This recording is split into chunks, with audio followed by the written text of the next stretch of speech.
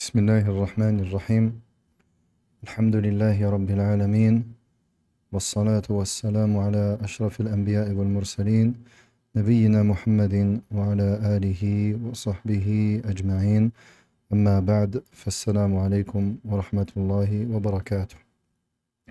Inch'Allah ta'ala, nous continuons notre commentaire de Al-Qawl al-Mufid fi Adillat al-Tawhid, traduit par les leçons de Tawhid. Nous avions donc fait une introduction concernant l'auteur, le livre, son importance, et nous avions pris les premières pages. Comme je l'avais signifié, je me suis basé sur une version en arabe qui pourtant, subhanallah, est la dernière version qui est sur le site du Cheikh, rahimahullah, et c'est même écrit que c'est la dernière, même quand je l'ai acheté. Al-Muhim, j'ai trouvé qu'elle ne correspondait pas à ce que vous aviez en français. Donc j'ai cherché, j'ai trouvé en arabe celle qui correspond. Donc Inch'Allah ta'ala, je me baserai dessus. Bi'idhnillahi ta'ala. Si, si un frère a le livre avec lui, qui peut m'envoyer les pages en français à partir des leçons sur les conditions de la ilaha illallah.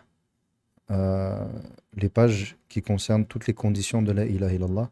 Inch'Allah ta'ala, comme ça on regardera un petit peu la traduction. Inch'Allah ta'ala, ça pourra parfois peut-être aider, au cas où ma traduction serait différente et que cela puisse perturber certaines personnes, Inch'Allah ta'ala, mais c'est pas obligatoire. Et j'ai essayé, normalement, Inch'Allah ta'ala, le bot devrait marcher. En tout cas, j'ai essayé avant le cours, ça marchait, en espérant que, Inch'Allah ta'ala, ce soit le cas également pendant le cours. Donc, ceci étant dit, Inch'Allah ta'ala, on reprend, et du coup, on avait cité le sens de la ilaha illallah, puis j'étais passé à le sens de Shahada Anna Muhammad Rasulullah, et du coup, on va revenir sur les conditions de la ilaha illallah. Donc, le sens de la ilaha illallah, on l'a expliqué, on reprend à partir de Shurutu la ilaha illallah, les conditions de la ilaha illallah. نعم. قال رحمه الله تعالى شروط لا إله إلا الله, les conditions de la ilaha illallah. Donc ici l'auteur, rahimahullah ta'ala, après avoir évoqué le sens de la ilaha illallah, eh bien il va nous évoquer les conditions de la ilaha illallah. Et c'est extrêmement important de connaître ces conditions-là. Et subhanallah, tu trouves que malheureusement, beaucoup de personnes qui s'attachent au fiqh dans le monde musulman passent du temps à mémoriser les conditions que les fuqaha, les savants du fiqh, évoquent, les conditions de la prière, les conditions d'al-wudu, les conditions de la vente, etc., etc. Et c'est très important, et il faut les mémoriser, il n'y a pas de doute là-dessus. Mais de l'autre côté, il est tout à fait inacceptable, subhanallah, que l'on puisse avoir une négligence concernant les conditions de la ilaha illallah. Et il faut donc connaître ces conditions. Ouais. Jazakumullah khairan pour les photos. Voilà, on m'a envoyé. Jazakumullah khairan. Ceux qui ont envoyé, Jazakumullah khairan. J'ai bien reçu. Taïb. Donc, naam, il est important de connaître ces conditions-là. Et la ilaha illallah est la clé pour entrer au paradis. Mais chaque clé possède des dents. Et les dents de cette clé sont ces conditions. Donc, il incombe à tout musulman de mémoriser ces conditions-là et de les connaître. Ash-shartu, on ne rentre pas, Inch'Allah ta'ala, dans la définition d'Ash-shart, etc. Ça, c'est des choses qu'on évoque plutôt dans le fiqh, Inch'Allah. Et je veux vraiment garder ce cours le plus clair possible et le plus adapté, Inch'Allah ta'ala, au grand nombre. الشرط الأول العلم بمعناها نفيا وإثباتا المنافي للجهل. La première condition de la ilaha illallah, c'est la science, c'est-à-dire la connaissance de son sens avec négation et affirmation, qui est l'opposé de l'ignorance, al-jahl. Donc, nous devons connaître le sens de cette attestation, de la ilaha illallah. Et ceci avec négation et affirmation. Donc ici, ceux qui ont le livre, vous pouvez tirer un trait en dessous de la négation et vous mettez un petit numéro 1. Vous faites un trait en dessous de la négation et vous mettez un petit numéro 1. Et ensuite, vous tirez un trait en dessous de l'affirmation et vous mettez un numéro 2 en dessous. Un tiré en dessous de négation, numéro 1, et affirmation, numéro 2.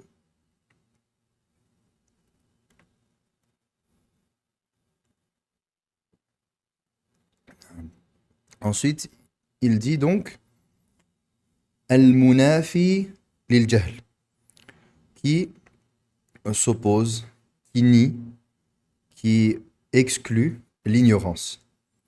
Donc, al-ilm, c'est l'opposé de l'ignorance.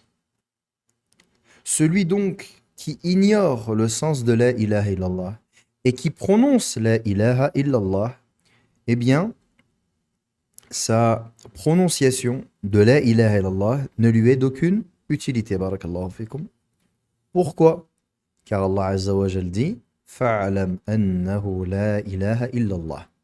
Sache donc que la ilaha illallah. Et nous avions expliqué ici dans le cours précédent, Fa'alam, sache, il y a en cela l'ordre d'apprendre et de connaître. Et ici également, si vous ne l'avez pas déjà fait sur le cours précédent, vous pouvez faire un trait en dessous de Fa'alam sur l'aya, Fa'alam, sache, ou bien en français, sache, vous tirez un trait sur un des deux, sache, et vous tirez un trait. Pour vous rappeler que dans l'aya, qu'est-ce qui nous intéresse par rapport au verset, c'est qu'Allah Azza wa Jalla a dit Fa'alam, et que ceci est un ordre. Et l'ordre, qu'est-ce qu'il implique? Il implique l'obligation. Donc vous pouvez par exemple, après je ne le fais pas en français, mais je vous aurais bien montré, mais je ne le fais pas en français. Je n'ai pas l'exemple en français. Mais al-Muhim, vous servez du livre et sache, vous pouvez faire une flèche et vous écrivez l'ordre implique l'obligation. Faites un tiret avec sache, vers sache, une flèche, pardon, faites une flèche, et vous écrivez l'ordre implique l'obligation. Al-amr ish yaqtadi al-wujub. Et ici donc c'est un ordre, sache. Donc c'est une obligation de connaître la ilaha illallah. Et ici il nous dit avec négation et affirmation. Vous pouvez faire un trait également, la ilaha, et vous mettez 1. Illallah, vous faites un autre trait, vous mettez 2. Et là, vous vous rappelez quoi? Ce que l'on a mis au-dessus, négation et affirmation. Le 1 de négation et d'affirmation, le 1 et le 2, eh bien, vous vous rappelez en soulignant la ilaha, numéro 1, illallah, numéro 2, et ceci fait référence à la négation et à l'affirmation. Donc, la ilaha, c'est une négation. On nie qu'il y ait une divinité qui puisse mériter, être digne d'être adorée. Illallah, sauf Allah. Sauf Allah. Et ici en arabe, ça c'est ce qu'on appelle un qasr. La ilaha illallah, en arabe c'est un qasr. Le qasr, c'est le fait dans une phrase, d'exclure tout autre sens possible. La ilaha illa. La, un. Illa, ça c'est un qasr en arabe. Si je dis La rajula fil bayti illa Muhammadun. Il n'y a pas d'homme dans la maison si ce n'est Muhammad. La rajula fil bayti illa Muhammadun. Ça veut dire que la maison ne comporte aucun homme en dehors de Muhammad. c'est impossible qu'il y ait un autre homme dans la maison, si ce n'est Mohammed. Pourquoi? Car j'ai dit, la rajula, il n'y a point d'homme dans la maison, fil bayti, illa Mohammed. Taïb, donc ça veut dire que c'est impossible qu'il y ait un autre homme que Mohammed dans la maison, en langue arabe. Ça, c'est une explication linguistique que je viens de vous donner de La ilaha illallah. Taïb, j'espère que c'est compris, incha'Allah ta'ala. Ça, c'est une faïda lughawiyya, vous n'êtes pas obligé de l'écrire. Ça, c'est la première preuve. La deuxième preuve qu'il a citée, وعن عثمان بن عفان رضي الله عنه قال قال رسول الله صلى الله عليه وسلم من مات وهو يعلم أنه لا إله إلا الله دخل الجنة. Celui qui meurt tout en sachant que la ilaha illallah rentre au paradis. Donc, également, vous pouvez faire un trait en sachant. En sachant, vous faites un trait. En sachant. Et ça, c'est mahallu shahid. C'est la preuve dans la preuve, comme on avait dit la dernière fois. Inch'Allah ta'ala, je pense que ceci est compris. Donc, celui qui prononce la ilaha illallah, mais qui n'en connaît pas le sens, eh bien, cela ne lui est d'aucune utilité. قال رحمه الله الشرط الثاني اليقين المنافي للشك وذلك بأن يكون قائلها مستيقنا بمدلول هذه الكلمة يقينا جازما. La deuxième condition, c'est al-yaqin, la certitude, qui exclut le doute. Et ceci par le fait que la personne qui la prononce, qui prononce la ilaha illallah, doit être certaine de ce que implique cette parole. Et ceci d'une certitude ferme. D'une certitude ferme. Yaqinan jaziman. فإن الإيمان لا يغني فيه إلا علم اليقين لا علم الظن فكيف إذا دخله الشك. Il dit car la foi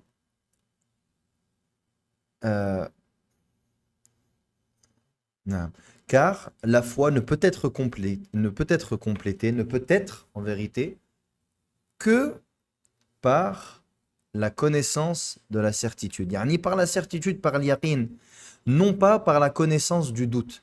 Yani on peut savoir une chose avec adhan. Et ici, je ne sais pas si c'est utile de le citer, mais al-muhim ici, quand on parle de adhan, c'est, dans ce contexte-là, c'est un muradif, un synonyme de ashak.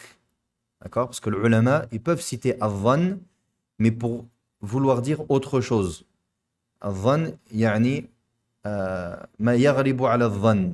Certains savants, ils vont utiliser en arabe adhan pour dire ce qui est le plus probant. Taïb. Mais ici, ce qui est voulu dans adhan, c'est le sens du doute. Taïb. Donc, ici, il nous dit, on doit avoir la certitude, la connaissance de la certitude. On ne doit pas avoir la connaissance qui est accompagnée de doute. Taïb, de doute.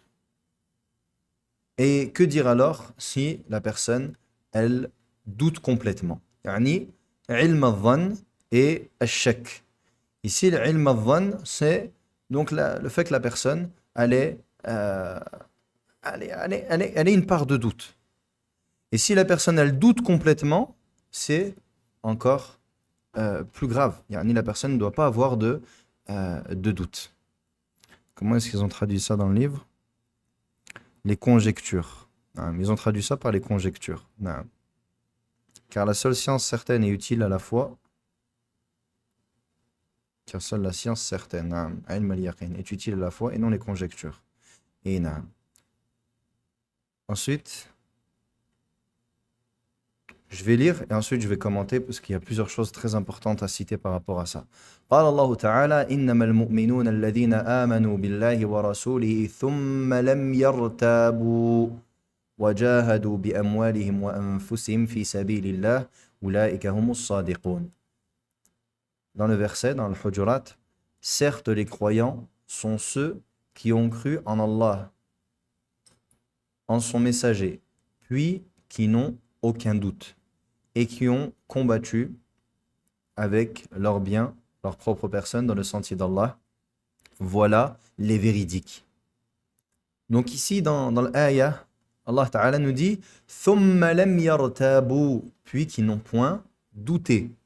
Donc ici, vous pouvez souligner, comment ils l'ont traduit, qui par la suite ne doute point. Ne doute point. Vous pouvez souligner, ne doute point, et en arabe, لَمْ يَرْتَابُوا.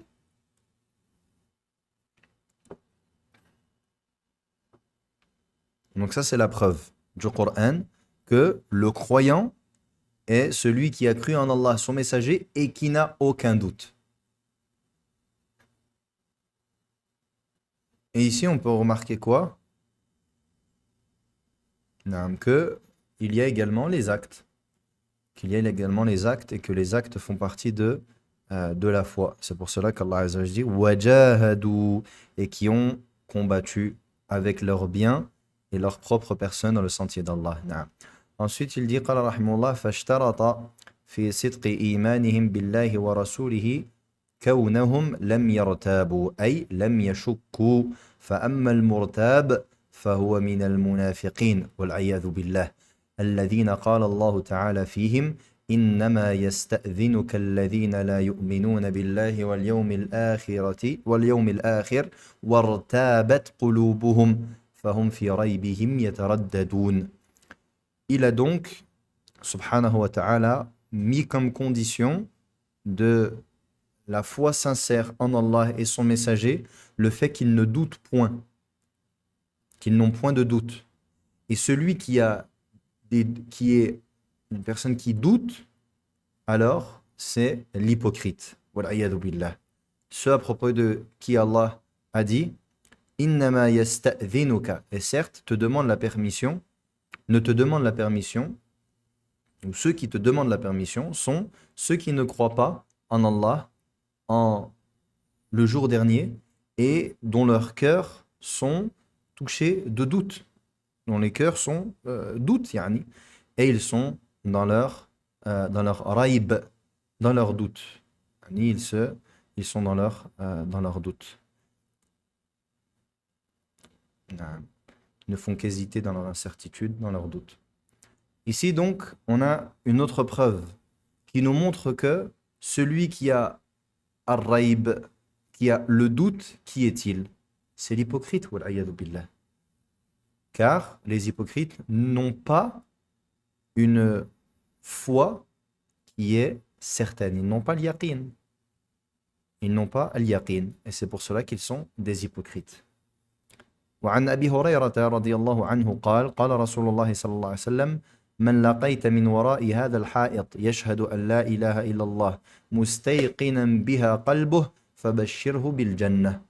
D'après Abi Hurayra radiyallahu anhu, il dit, le messager d'Allah sallallahu alayhi wa sallam a dit, celui que tu rencontres derrière ce mur qui dit la ilaha illallah, qui atteste de la ilaha illallah et dont le cœur en a la certitude, alors annonce-lui la bonne nouvelle du paradis. Le prophète sallallahu alayhi wa sallam a donc ici émis la condition pour celui qui rentre au paradis, qu'il soit annoncé de la nouvelle du paradis, qu'il ait la certitude dans son cœur et qu'il n'ait pas de doute. Et dès lors que la condition est absente, alors ce qui est conditionné l'est également.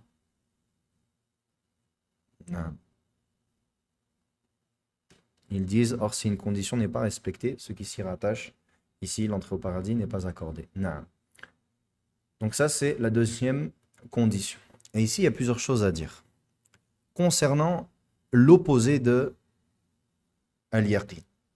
Aujourd'hui, vous savez, on a une vague que je ne pense pas être aussi haute et aussi violente qu'on veut nous le faire croire, mais nous avons des mouvements d'apostats, d'athées, qui sont des ex-musulmans, comme ils le prétendent, qui sont sur les réseaux et qui n'ont plus honte de se montrer, qui se filment, qui se mettent en avant, etc. Et c'est plus étonnant ce genre de choses. Et subhanallah, ces gens qui se prétendent ex-musulmans qui se prétendent apostats, quand tu les écoutes raconter leur vie alors qu'ils étaient musulmans, eh bien tu te rends compte qu'ils ont tous un point en commun. Tous, du premier au dernier. Ils ont tous un point en commun. Et c'est de là que va commencer la mécréance et l'athéisme par la suite. Peut-être d'autres vont vers le christianisme, mais en tout cas la mécréance. Quel est ce point en commun? Le doute. Ils ont tous ce point en commun. Tu les écoutes raconter leur passé, ils te disent, lorsque j'étais musulman, on me disait ci, on me disait ça, et je doutais toujours de ce qu'on me disait. Car c'était l'opposé de ce que j'apprenais à l'école, car ce n'était pas raisonné, car cela allait à l'encontre des valeurs de ceci ou de cela, et toujours il y a le doute. Je doutais. Et ce doute les a amenés à poser des questions. Et parfois, il se peut que tu tombes sur des personnes qui n'ont pas réponse à ces questions-là, car beaucoup de musulmans ne se posent pas des questions qui nécessitent des questions qui n'ont pas lieu d'être en vérité. Mais lorsque le cœur est touché par les flèches du doute, qui ne sont autres que des flèches qui sont lancées par Shaitan, eh bien, la personne va remettre en question tout ce qu'elle va entendre. Et croyez-moi, ce mabda, ce point de départ, ici, ce point de départ est le point qui va amener la personne à la mécréance. Et tu trouves que même chez les philosophes, qui sont les pères penseurs des athées actuels, en grande partie, tu trouves que la première chose qu'ils enseignent à leurs adeptes, c'est quoi? Le doute. Il faut que tu remettes les choses en question. Il faut que tu doutes. Au point de remettre en question ce qu'on appelle al-mahsousat, les choses palpables. Les choses qui sont élémentaires, qui sont pour tout le monde normales, eh bien remets en question ces choses-là. Et c'est pour cela que, subhanallah, Allah subhanahu wa ta'ala, comment est-ce qu'il commence Surat al-Baqarah? La première surah dans le Coran après le Fatiha, Alif Lam Mim, ذلك الكتاب إيش لا ريب فيه. Ceci est le livre au sujet duquel il n'y a point de doute. La rayba fih. Hudan lil muttaqin. Et c'est une guidée pour ceux qui craignent. Alladhina yu'minuna bil ghaib. Et la première chose qu'Allah nous dit à propos des croyants, ceci est une guidée, le Coran pour les croyants. Ceux qui quoi?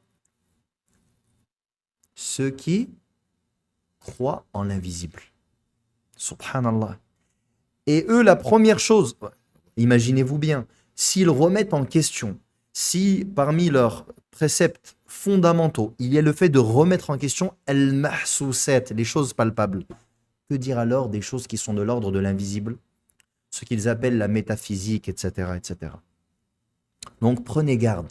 Aujourd'hui, ces gens-là qui apparaissent, ce sont des gens en vérité qui n'ont jamais goûté à la foi, car ils ont toujours été dans le doute. Ces soi-disant apostats qui se mettent en avant et qui propagent leur poison au sein des gens, eh bien, tu trouveras qu'en vérité, ce sont des gens qui n'ont jamais eu une foi ferme et qui n'ont jamais eu al-yaqin.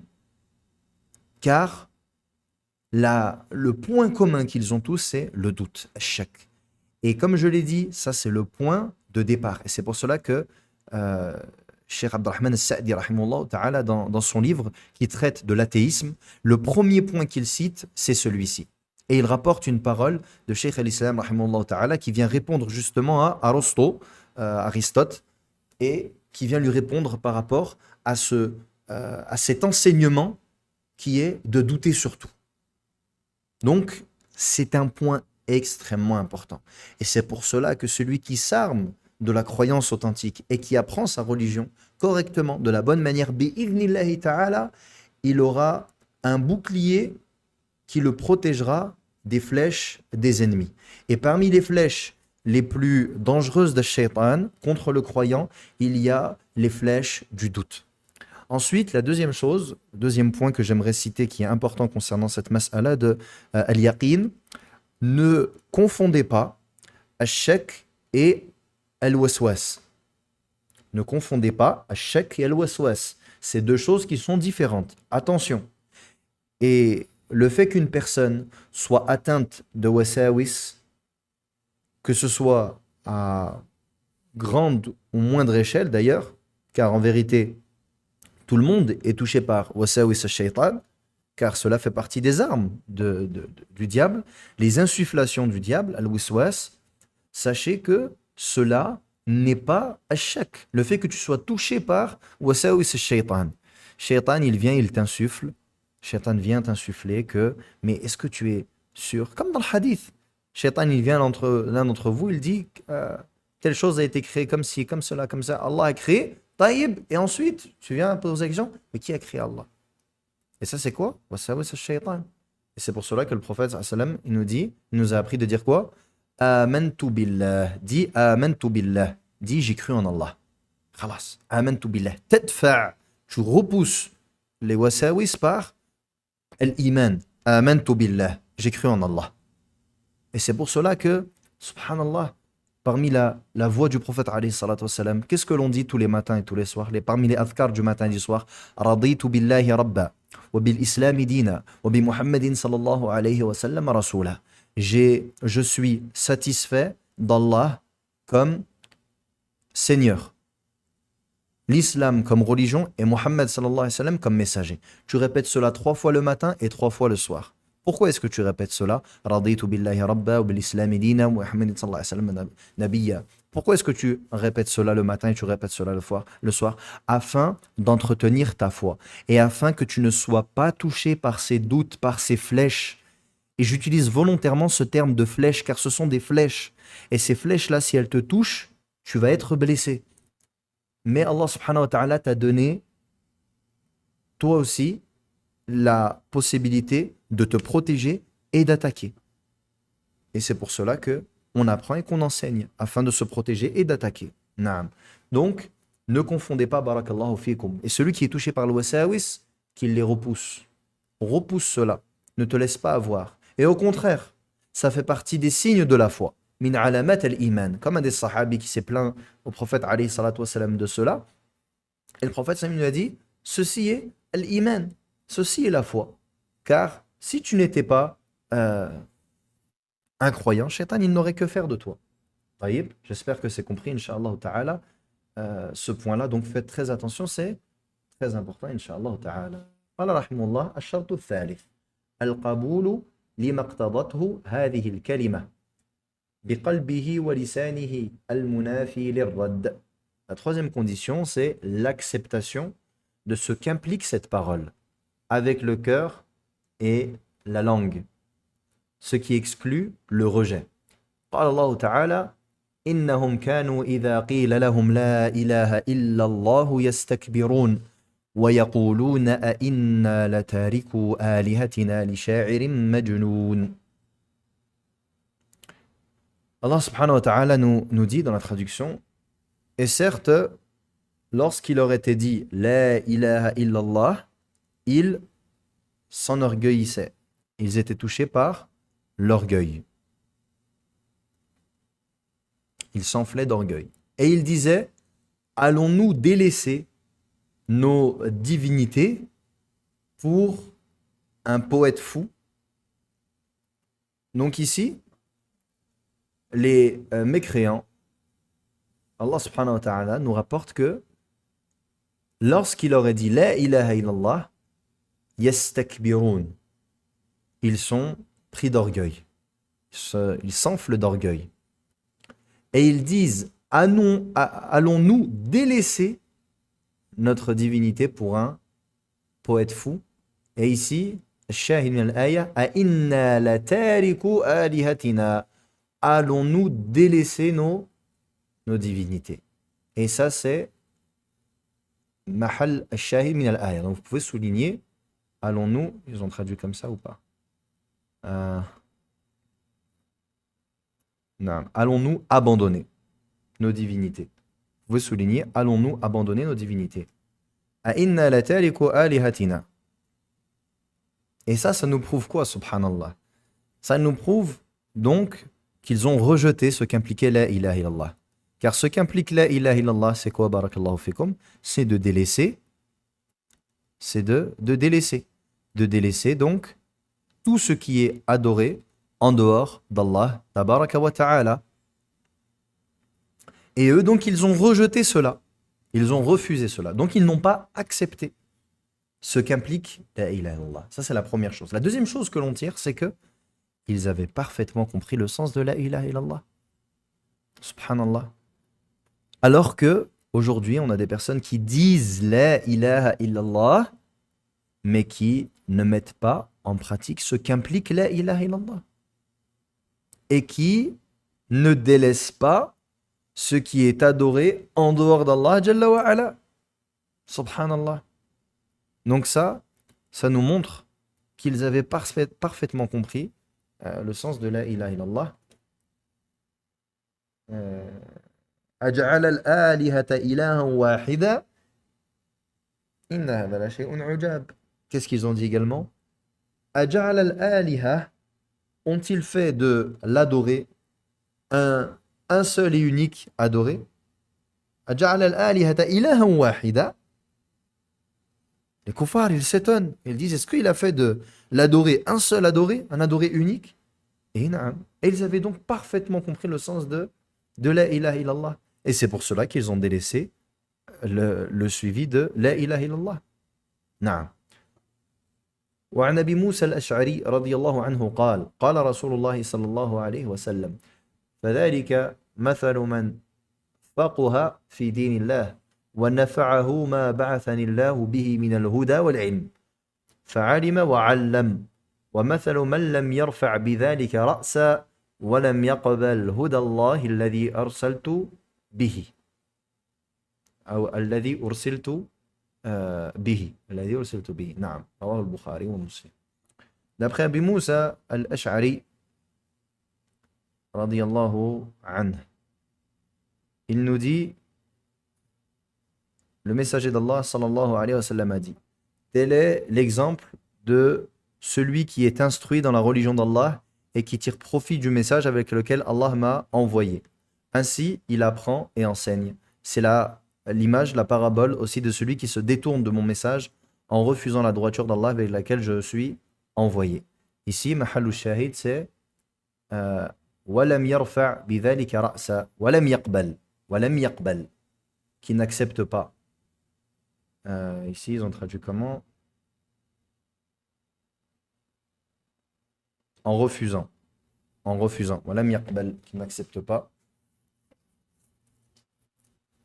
Vous pouvez souligner en refusant la droiture d'Allah avec laquelle je suis envoyé. Et ça, c'est l'exemple que le prophète alayhi salatu wassalam a donné dans le hadith d'une pluie qui tombe sur une terre et dont la terre pousse et les gens profitent de sa verdure et de ses plantations, etc. Et ça, c'est donc l'exemple de celui qui est instruit dans la religion d'Allah et qui tire profit du message avec lequel Allah a envoyé le prophète alayhi salatu wassalam. Il a donc appris et enseigné. On est comme cette terre qui prend l'eau puis qui fait pousser. Et l'inverse, la terre qui n'apporte pas de verdure et n'apporte pas de profit aux gens et qui ne laisse que des mauvaises herbes et des choses qui causent du tort, eh bien c'est l'exemple de celui qui se détourne du message avec lequel il est venu le prophète alayhi salatu wassalam. Est-ce qu'on continue? Il est long un peu. Il est long un petit peu. Inch'Allah ta'ala, comme ça fait pas des cours qui sont trop longs. Est-ce que vous avez des questions, Inch'Allah ta'ala? Si vous avez des questions, vous pouvez les poser dans le bot.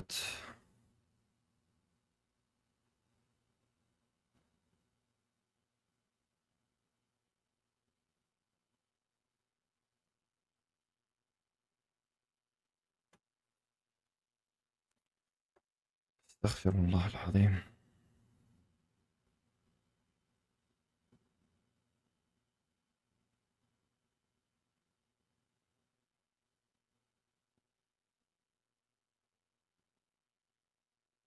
Pas de questions. Ouais. Si jamais des fois le bot il est un peu lent. Si jamais il y a une question qui est venue entre-temps et que j'ai pas répondu ici, je répondrai directement dans le bot. Inch'Allah ta'ala. Nafa'ana Allahu bima sami'na. Barakallahu fikum. Ouais. Ah. Vous pouvez répéter concernant Aristote. Ouais. Juste retenez que parmi les principes fondamentaux des, des gens de l'athéisme et de la mécréance, il y a le doute. Ce qu'il faut retenir. J'ai parlé d'Aristote par rapport à Cheikh al-Islam rahimahullah, dans Naqd al-Ta'sis, dans son livre Naqd al-Ta'sis, dans lequel il réplique à Ar-Razi concernant toutes ces idées philosophiques, ces idées de l'ordre de la rhétorique, etc. La première chose qu'ils enseignent à leurs disciples, ces gens-là, euh, c'est le doute. Et le doute, il ne fait aucun doute qu'il n'amène qu'à la mécréance. C'est pour cela, barakallahu fikum, que le croyant ne doit pas douter. Et ceux qui doutent, comme je vous ai donné l'exemple des apostats aujourd'hui qu'on voit sur Internet qui ont des vues, subhanallah, et que les gens écoutent. Après, j'ai l'impression que c'est un petit peu, il y a de la surenchère et que on fait beaucoup de bruit, mais qu'en vérité, je pense pas qu'il soit si impactant que cela, même s'il y aura toujours malheureusement des gens qui seront touchés par les flèches de leurs ambiguïtés. Mais shahid, c'est qu'ils partagent tous un point en commun, c'est le doute. Et qu'ils arrêtent de nous dire ex-musulmans, etc. Vous avez toujours été dans le doute et vous n'avez jamais eu une foi ferme. Et ceci, la cause de votre athéisme et de votre délaissement de l'islam. Car celui qui n'a pas de doute, celui qui a al-yaqin, eh bien, il ne délaissera pas la religion d'Allah subhanahu wa ta'ala. Est-ce que la peur fait partie de l'hypocrisie? La peur de quoi? C'est-à-dire, est-ce que vous pouvez redire la dua, s'il vous plaît, pour le wasawis? Amantu billah. J'ai cru en Allah. Amantu billah. J'ai cru en Allah. Quand vous avez le waswas autour de ces choses-là, mais est-ce que Allah existe vraiment, etc. Amantu billah. Tu dis, j'ai cru en Allah. Et c'est pour ça que c'est important de toujours écouter des cours sur le tawhid, de lire le tawhid, de lire le Coran, qui est le tawhid. Et na'am.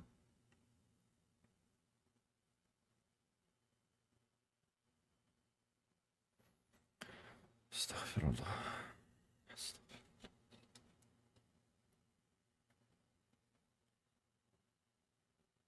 Ah, la dua, raditu billahi rabba. Taïb, ça, c'est pas un dua contre le waswas.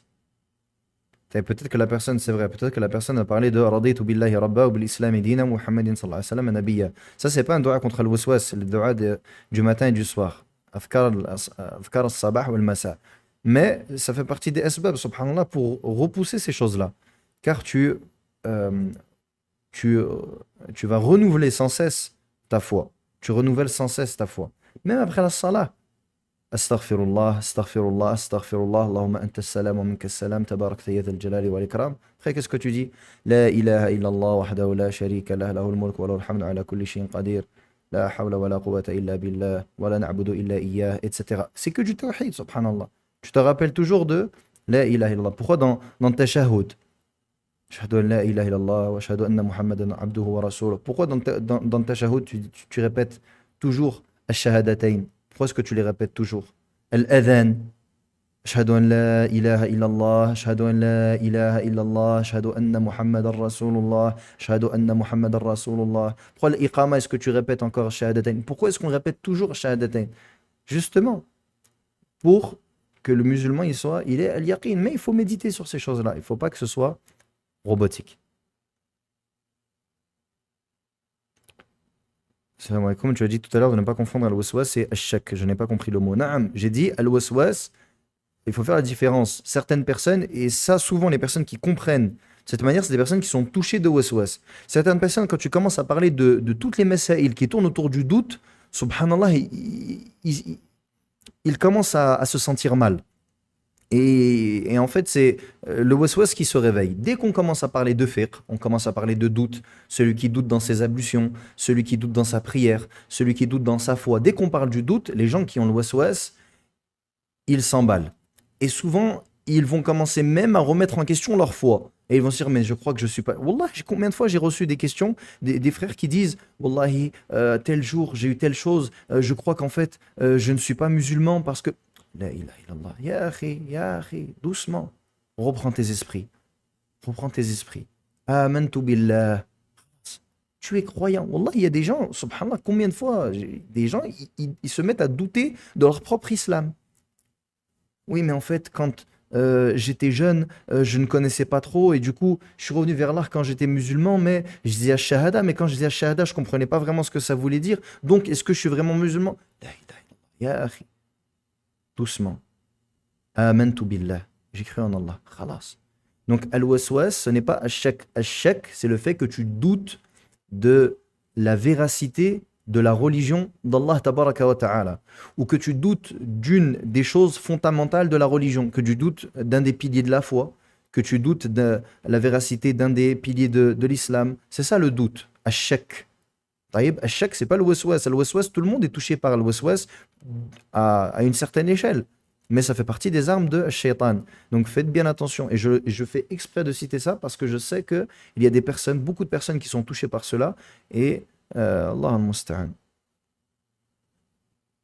Taïb.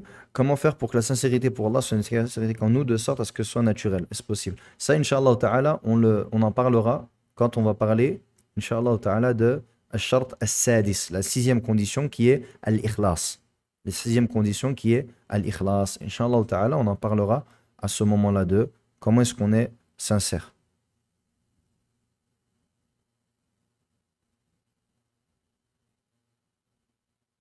Taïb. Inch'Allah Ta'ala, on s'arrête là. Barakallahu fikum wa jazakumullahu khairan. Subhanakallahumma wa bihamdik. Ashhadu an la ilaha illa ant. Astaghfiruka wa atubu ilayk. Wassalamu alaikum wa rahmatullahi wa barakatuh.